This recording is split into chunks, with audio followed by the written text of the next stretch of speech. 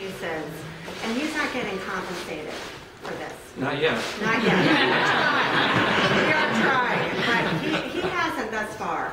And I want to thank you, because without Bob, a lot of the people who are being unlawfully cited would have no representation. So I really, really appreciate that. The next person we're going to hear from is Greg Gordon, who is a citizen who has been cited and exonerated on his citation. Good morning. My name is Greg Gordon. I live in Wanakee. I work as a computer programmer here in Madison. And for the last couple of years, I've spent many of my lunch hours here at the Capitol peacefully petitioning our government by singing songs, holding signs and banners, and just talking to my friends and neighbors. During this time, I have had Capitol Police ask me to leave the Assembly Gallery, take my signs outside, stop displaying an American flag over the railing, and I've complied every time they've asked me to do those things, even though I thought it was inappropriate for them to ask me that and even unconstitutional. But over the course of a few weeks last fall, I received 4 citations in the mail from the Capitol Police for violations alleging things that just weren't true. So through my attorney, I requested jury trials for all 4 of those citations. 3 of those citations have already been closed because of judgments and motions in other cases that indicated that the state was very unlikely to win.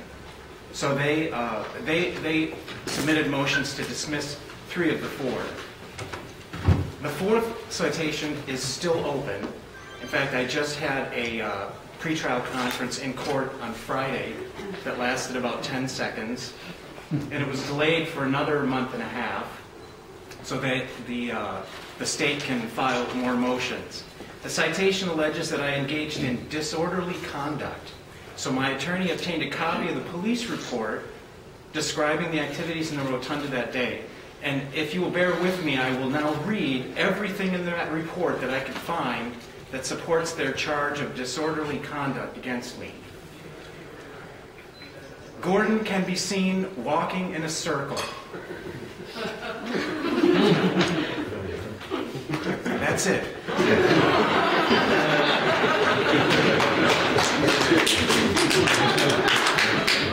Now, my attorney is pretty confident that this last citation will be resolved in our favor. But still, these citations, the record of them stays on the state's public online database for a number of years. And of course, I have to deal with the inconvenience and the expense of defending myself against these ridiculous charges. It's not fair to me, but more importantly, it's a waste of the state's resources, and it's an abuse of power. It's meant to have a chilling effect on peaceful dissent, and at least in my case, I can tell you it's not working.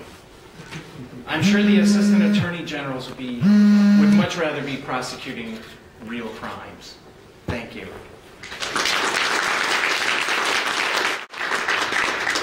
Good morning. My name is Jeri Troia. I live in Madison. I'm a substitute teacher. I come to the Solidarity Sing-Along on my days off.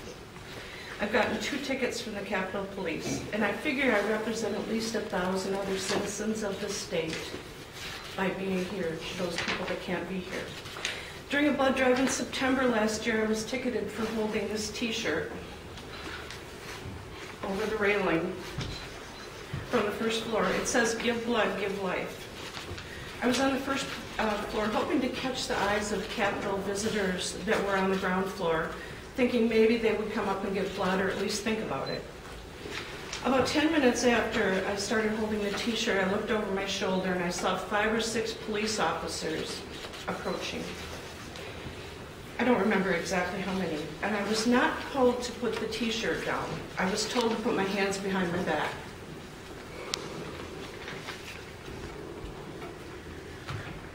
I was handcuffed and taken into custody. At least 4 of those officers walked me to the elevator and took me to the basement. I didn't know it at the time, but my friend Chris was handcuffed just after me, also for holding a blood drive T-shirt. About 20 minutes later, I was released with a ticket for $200.50.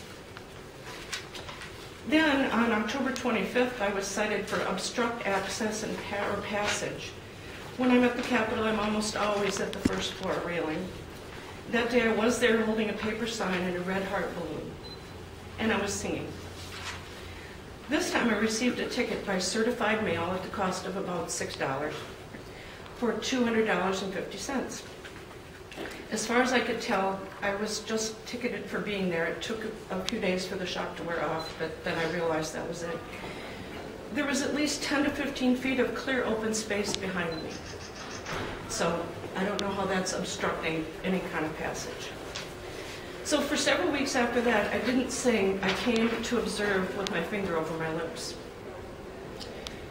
Both my citations have been dismissed about 4 months after I got them. 4 months. They've been dismissed by the request of the Wisconsin Attorney General's office. 4 months is a lot of time to be in limbo and to have the emotional stress that comes with family and shock that I was arrested.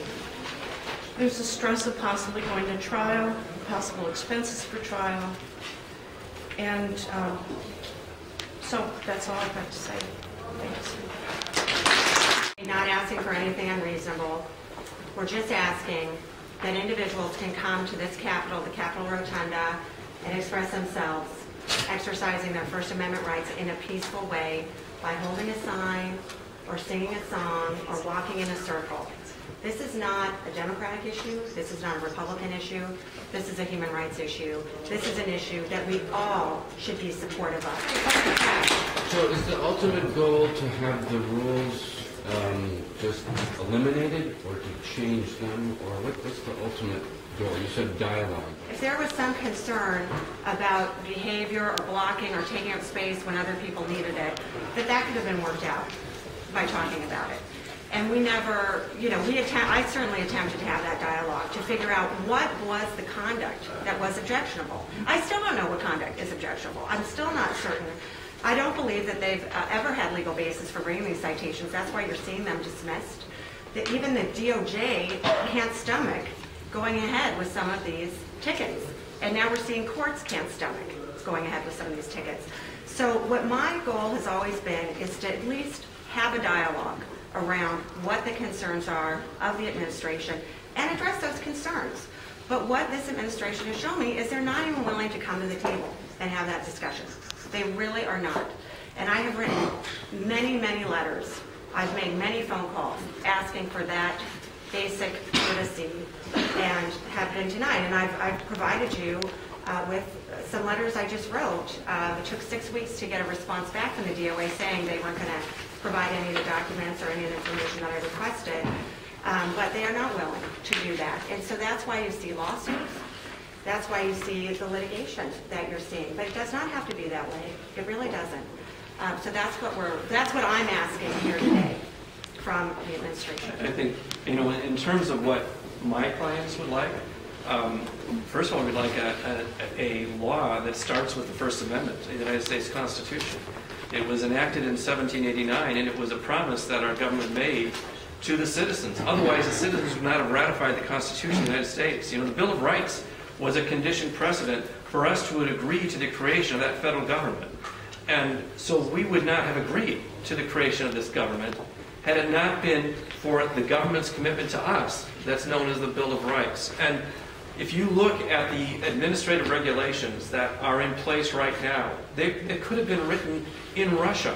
They could have been written in any other totalitarian state because they were written with utter disregard to the constitutional rights of citizens to come into this building and give voice to their views so that their elected officials can hear it and other citizens can hear it. And that's all that my clients want. They want the right to be heard, a right that they don't claim was given them by anything other than the Constitution of the United States.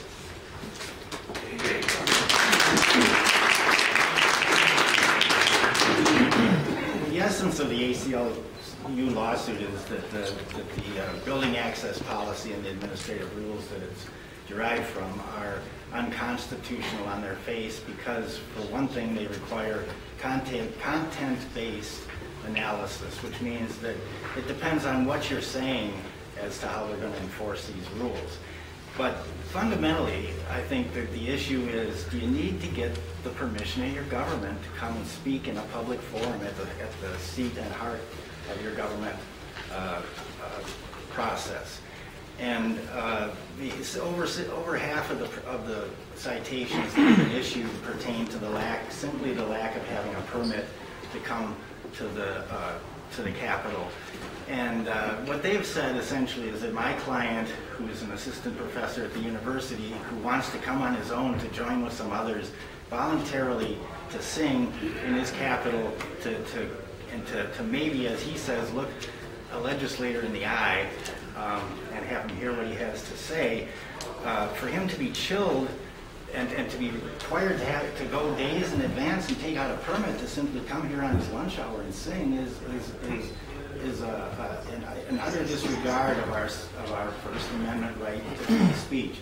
It's our notion that the presumption should be in favor of free speech. The presumption should not be in favor of bureaucratic permits or the government giving us permission, and that's what our case is about. So the Chief Rowan has said that the permitting process has been in place for, I guess, years or decades, but there were significant changes made after the Capitol occupation. They say it's free to obtain.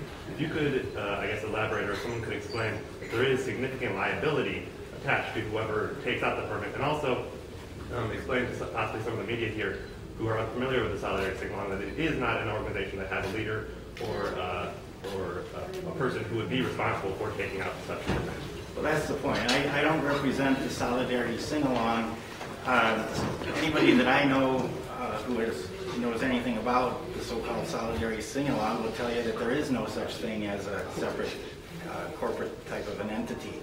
I represent Michael Kissick, who's an individual like you and me, a citizen, pays his taxes. He's not a rabble-rouser. He doesn't have a political agenda. He's not a member of some advocacy group. He wants to come. He doesn't like what his government's doing lately, and he wants to come and sing about it. He's an individual. Should he have to take out a permit? Should every one of these people that want to come and sing take out an individual? Who's going to take out a permit for the sing-along?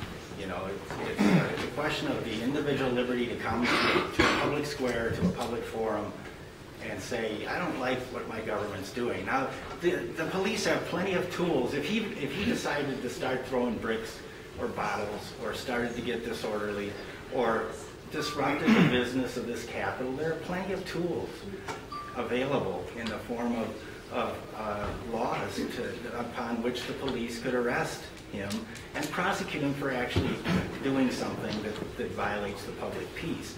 But simply coming here to exercise his First Amendment rights and then to ticket him because he doesn't have a permit when he's not disrupting anything violates the First Amendment. That's what we're saying. And I just want to add one thing to that. Some, you know, as Steve acknowledged, some people have been cited for not having a permit, but some have been cited for carrying a sign. Some have been cited under a provision of the Administrative Code that regulates hazardous machines and equipment for bringing a sign into this Capitol, because they have treated a sign like a piece of hazardous equipment. And if you notice, if you read the scope of these emergency rules that we're expecting, which, by the way, do not even meet the standard of emergency because there's no threat to the public health and safety in people coming to sing a song over the new ballot, they put in that scope that they want to start treating things like a sign as a hazardous piece of equipment or hazardous machine. That is how ridiculous some of this has been. And so, you know, I wanted to stop. I think it makes a mockery out of our democracy, and it does not need to be this way. Now, that doesn't help these individuals who are fighting these citations, because they still have to go to court, they still have to charge, they still have attorney's fees, it still disrupts their life, it creates emotional turmoil for them, and it does chill people. We know that it does, because there's people who will not come into this Capitol because they are afraid they don't have $200, they don't have money to pay for it.